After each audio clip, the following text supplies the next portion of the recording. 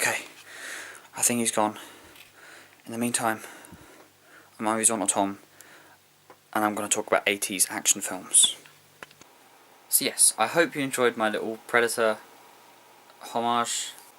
As I said, I'd quite like to talk about 80s action films, as well as sci-fi, not horror. So starting from the start of this week, I watched Alien, then proceeded to watch Aliens. Yesterday I watched Predator. On my list to watch now is the rest of the Predator films, Robocop, Running Man, loads of Arnie films. I've got a lot of 80s action sci-fi films ready to watch and go. And also my favourite film ever is Blade Runner, an 80s sci-fi film. While watching these, I think I figured out why I enjoy 80s action films as much as I do. And it's because of something that new films don't have. Actual comedy. Even serious 80s films like Blade Runner are funny.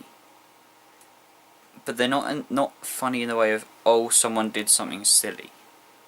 As most comedy films are now, which I don't like. I mean, watching someone fall over is funny the first time. Total Wipeout taught us that. What 80s films do so well is don't take themselves too seriously and still keep you entertained and not either completely depressed or, if you like that sort of comedy, in tears laughing, and they keep that balance well. As I said, I watched the two Aliens films and the Predator film, and the thing I liked about those so much was that the characters didn't take the film they were in seriously. It's like we're having every character be Han Solo from Star Wars. Making fun of the movie you're in makes the movie not seem so pretentious. And when you take films like a recent action film I quite enjoyed, Elysium, was really cool.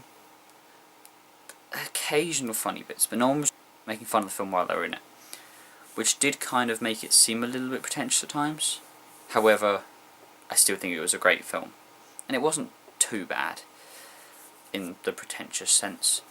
But films where the character makes fun of the film in it, I find really refreshing. Also, they don't hold back with the action. It's just as much as they could do with the effects that they had, and they did it all. Predator with his ripping the spine out, which is awesome. Aliens with the dagger lifting them up and all the acid going everywhere and the chest bursters. It's action like it should be. The most recent film I can think of that did this isn't a film that many people saw, sadly. It's this. Dread 3D. This is how action movies should be. It's the same as Riddick, which I love the Riddick films, and a lot of people don't, and it's because they're like 80s action films made today. They aren't taken seriously inside the film, they have expansive, awesome, ridiculous universes. They don't hold back with the action, and Vin Diesel giving the cheesiest lines ever, but in that moment they are awesome. And Dread does the same thing. You know, they make fun of the movie while they're in it, but then it's also serious, and it shares that balance, unlike a lot of films now. So, there are two things I want from you. I want you to, if you haven't, watch the first two Aliens, and watch Predator. They're really good.